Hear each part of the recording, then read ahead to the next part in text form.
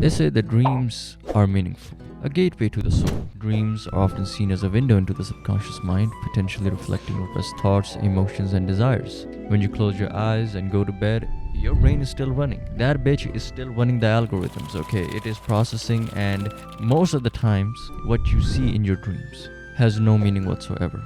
It's nothing but random images flashing through your head. But sometimes, like once in a blue moon, you will have that one dream that is so realistic that you can't believe that you are experiencing this. When you wake up, you are still aware that, yep, that was a dream, and I remember that. It's almost like that your subconscious mind was trying to have a conversation with you. And the reason why I'm telling you all of this is because I want to talk about the elaborate shitpost of a dream that I had yesterday. And I can guarantee you, I cannot come up with this storytelling, this like plot, even on my best day. This is truly the work of my subconsciousness. So the dream starts with me standing next to a woman who accidentally dropped a child into a rushing stream, and I jumped in to try to save it, but I wasn't able to. And instead of her joining me to save her child, she just stood there and said, "Let's just see how far it goes. I'm not gonna save it." And I just looked at her for a good minute and I said, "Are you sure?" And she just nodded, "Yeah, I don't care, I have another one." And the baby was floating down the drain, heading toward a corner like Lightning McQueen, crying and screaming, and she still didn't move an inch. And subconsciously I realized that she was not bluffing. She genuinely does not give a fuck about this child. So I swam. I don't know how. I don't even know how to swim in real life, but in the dream, I guess subconsciously I just knew how to. So I swam and managed to save the child, and the next day this was all over the news. And when asked about it, instead of accepting her own fault, she says, "Instead of judging others, we should lead with more empathy, and we should understand why people do what they do." And let me tell you, she was a devil on that mic, okay? She finessed everybody so hard.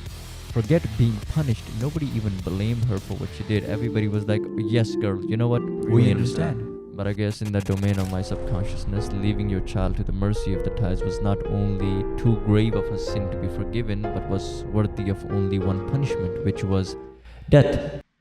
But no righteous executioners came forward to carry out this sentence of mine, no. The only group of people my subconsciousness deemed worthy of executing this justice, this final reckoning, were none other than the fucking Ku Klux Klan. These goddamn wizards in a group of 5 spun her block, and the reason I call them wizards is because they had magic wands with extended magazine on them, and the magic trick they were doing was abracadabra, you look in my general direction, I'm fucking vaporizing you. And they killed the woman, they vaporized her, but anybody who even dared to defend her, they Swiss cheesed them as well. And I didn't even tell you the best part. This group of fucking wizards was being led by a black man. What the fuck is going on? Hey man, absolute cinema. And then all of a sudden, I am in a building that is being captured by the Team Fortress 2 mercenaries. There are like 2 teams that are fighting each other, and there is a new agent that is designed to counter the spy, and this dude had night vision, carried a gun that fired 10 blank rounds, and I don't know why, in my dream, there's like 3 different instances where my subconscious was telling me, "Hey man, imagine a gun where there were like 30 bullets, but 10 of them were blank rounds, but once those 10 blank rounds were fired, the next 20 bullets, they will do insane damage." I think it was the magnum opus of my subconsciousness. It told me that again and again throughout the dream.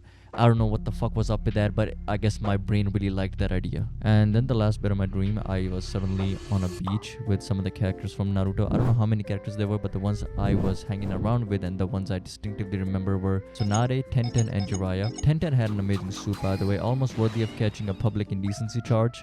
But, you know, me and Jiraiya were both fiending over it. But the best part of my dream was that my goat, Lady Tsunade, the Lord 5th Hokage, she allowed me and gave me the honor of playing and fondling her boobs. I gotta say, the starting was a bit rocky with the Ku Klux Klan and whatnot, but the ending of this dream, I gotta say, it has got to be one of the top 5 dreams I've ever had. Burying my face in the bosom of Lady Tsunade, I know some of you motherfuckers will kill to be in my position. I was out there thinking to myself, man, this is great, nothing can ruin this. But alas, all good things must come to an end, because my brain thought I was having too good of a time. And to bring me down from cloud 9, what better way other than to have Master Jiraiya, the great Bussy sage, to use the secret ninja technique Kage Bunshin no Bussy to release me from the genjutsu I was in and to wake me up.